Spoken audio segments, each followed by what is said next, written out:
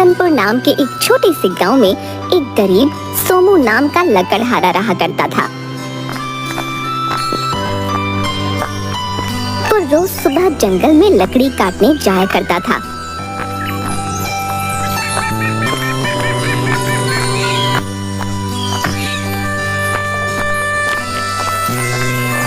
एक दिन, अरे भाई आज तो सारी लकड़ियों को काट ही दूंगा।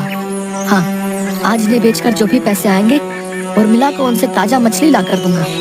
बेचारी कब से बोल रही है, खुश हो जाएगी। सोमू को इस आस में कि ज्यादा लकड़ी काटकर आज ज्यादा पैसे कमाऊंगा, लकड़ी काटते काटते शाम हो जाती है। तभी सोमू के पास एक सेठ भागते हुए आता है, जिसके हाथ में एक धन की पोटली थी।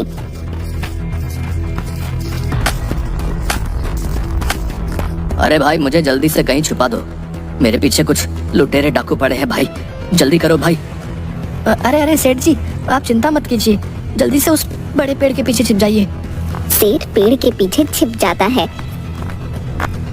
तभी वहाँ 4 लुटेरे डाकू आ जाते हैं। क्यों रे, क्या तूने यहाँ किसी सेठ को भागते हुए देखा है? बता हमें। नहीं नहीं डाकू महाराज, मैंने तो किसी भी सेठ को यहाँ से भागते नहीं देखा। तभी एक डाकू जो तोतला होता है, अले तो लक्कल हाले, तुम सच बोल रहे हो ना? उस सेठ के हाथों में एक दंती तोतली भी थी। अगर तुमने हमें धूत बोला तो तुम्हारी थैल नहीं। हाँ समझे तुम, हम लुटेले दातू हैं। हाँ लुटेले दातू। डाकू भाई जरा रुक कर बोलोगे तो कुछ समझ में आ जाएगा। मुझसे सुपारी थूक दो ना। ताले मेला मदाद बनाता है ताले है तो लुक डला, मैं अभी बताता हूँ तुमको। जल्दी थे और तेज का पता बता। नहीं नहीं डाकू महाराज, मैं सच बोल रहा हूँ, मैंने यहाँ से किसी भी सेठ को भागते नहीं देखा जिनके हाथों में धन की पोटली हो। लगता है आप जिस सेठ की बात कर रहे हैं वो किसी और दिशा में चला गया होगा। उस्ताद लगता है ये लकल हाला तीत बोल रहा है। वो थे दलुल दूसरी दिशा में ही गया होगा। चलो यहाँ थे।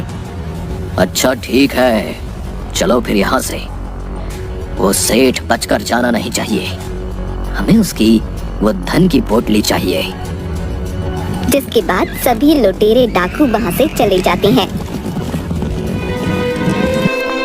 तभी सेठ पेड़ के पीछे से निकल कर आता है।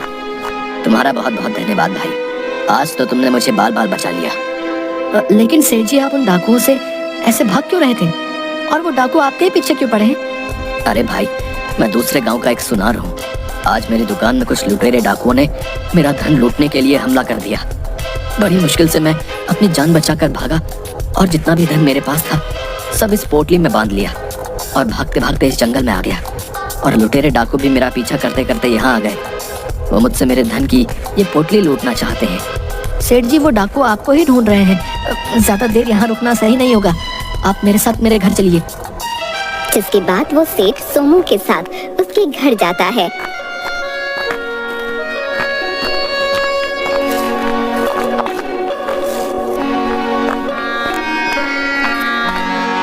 तभी सोमू की पत्नी सोमू से, अजी आ गए आप, मैंने आपसे कहा था ना मुझे आज मच्छी ही खानी है, और ये क्या आप किसे अपने साथ लाए हैं जी?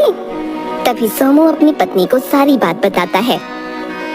तभी उसकी पत्नी सेठ के हाथों में धन की पोटली देखती है और उसके मन में उस धन की पोटली को लेकर लालच आ जाता है। अरे वाह, इस सेठ की धन की पोटली में तो बहुत धन लगता है, अगर ये धन मेरे हाथ आ जाए तो कितना अच्छा होगा ना। हाय हाय, हमारे तो मजे ही आ जाएंगे। हाँ अरे सेठ जी आप चिंता मत कीजिए, आप यहाँ हमारे घर में रुक सकते हैं, लेकिन अगर यहाँ लुटेरे डाकू आ गए तो आपकी इस धन की पोटली को वो लूट कर ले जाएंगे। आप अपनी इस धन की पोटली को मुझे दे दीजिए, मैं इसे संभाल कर रख देती हूँ, न जाने कब यहाँ डाकू आ जाए। तभी सोमू अपनी पत्नी के मन के लालच को भांप लेता है। नहीं नहीं सेठ जी, आप एक काम कीजिए, मेरे घर में ही एक गड्ढा खोदकर उसमें ही अपनी ये धन की पोटली छुपा दीजिए। वो डाकू कभी नहीं जान पाएंगे आपने अपने धन की पोटली कहाँ छुपाई है। हाँ ठीक है भाई, अगर तुम कहते हो तो मैं अपनी इस धन की पोटली को तुम्हारे घर की जमीन में गड्ढा खोदकर छुपा देता हूँ।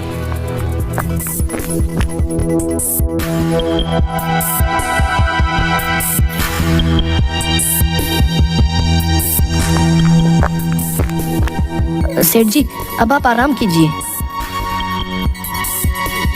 तभी सेठ की आंख लग जाती है और वो सो जाता है। सोमू सेठ की धन की पोटली जिस जगह छुपाई थी वहाँ खड़ा रखवाली करने लगता है। अरे अगर डाकू आ गए तो सेठ के साथ साथ मैंने जो जमा पूंजी लकड़ी बेचकर वर्षों में जमा की है वो भी चली जाएगी। नहीं नहीं, मैं ये नहीं होने दे सकता। जिसके बाद सोमू एक पोटली में अपना धन वहीं जंगल में छुपा देता है जहाँ वो लकड़ियाँ काटा करता था। वहीं जमीन में गड्ढा खोदकर वो धन उसमें छुपा देता है और वापस अपने घर आ जाता है।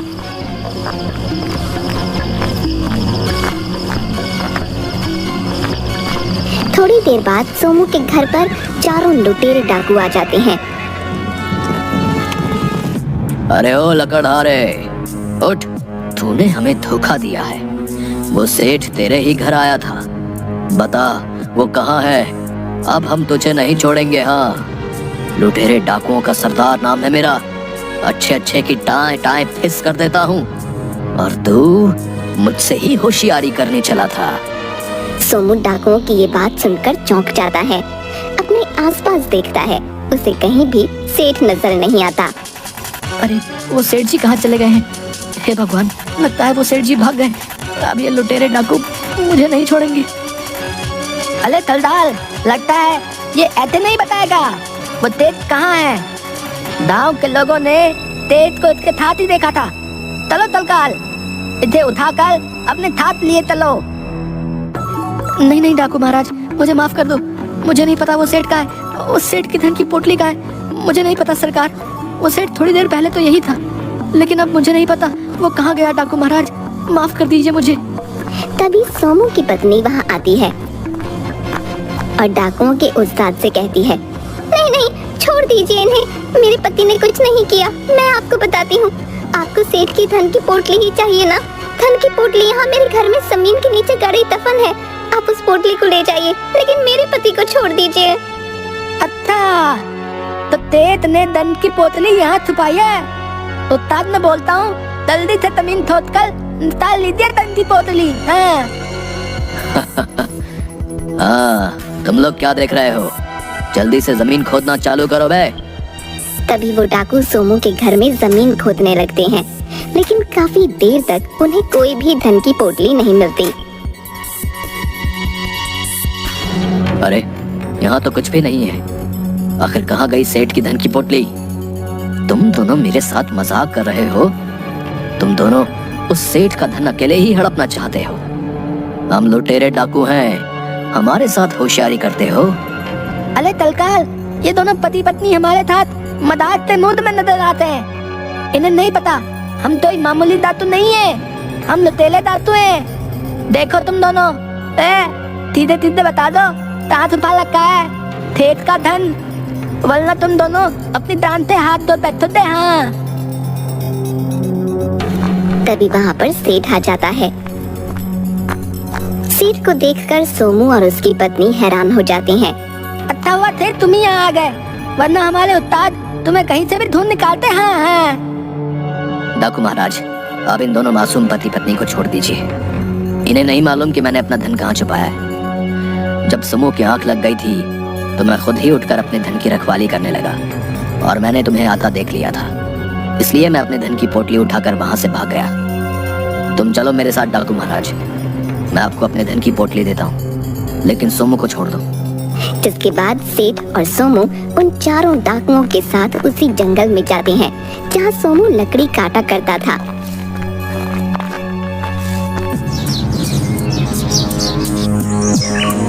ओए सेठ, खट्टर बता कहाँ छुपाई है तूने धन की पोटली?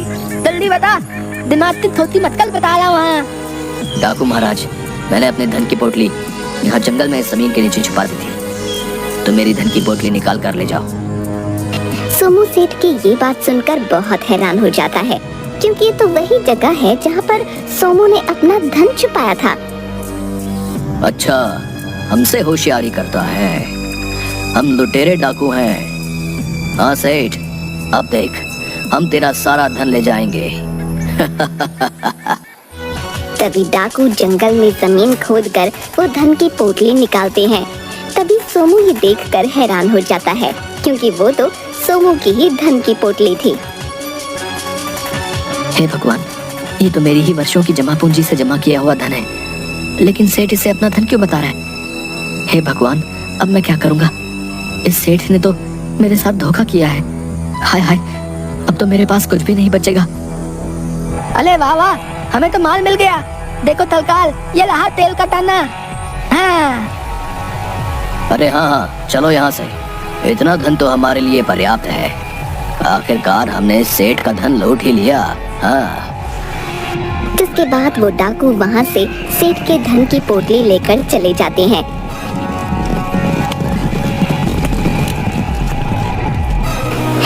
सेठ जी, आपने ऐसा क्यों किया? आपने अपना धन न देकर उन लुटेरे डाकुओं को मेरी बहुत मेहनत से जमा की हुई पूंजी को ले जाने दिया और अपना काफी सारा धन न जाने कहाँ छुपा दिया। ये आपने अच्छा नहीं किया सेठ जी।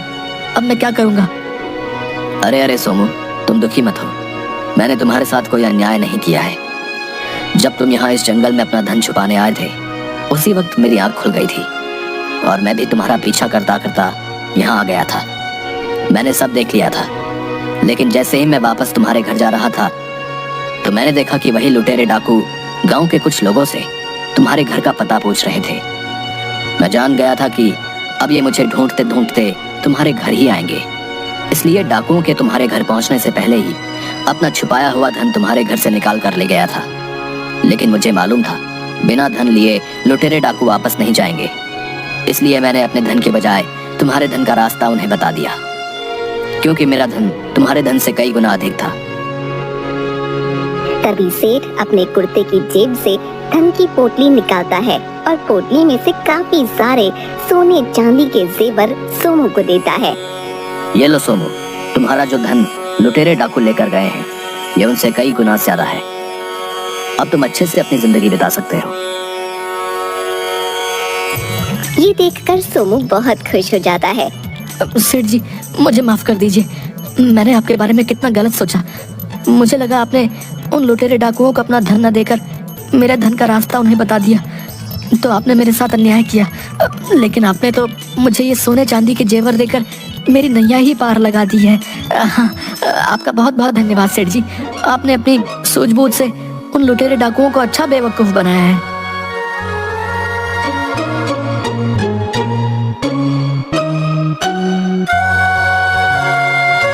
इसके बाद सोमू अपनी पत्नी उर्मिला के साथ खुशी खुशी रहने लगता है।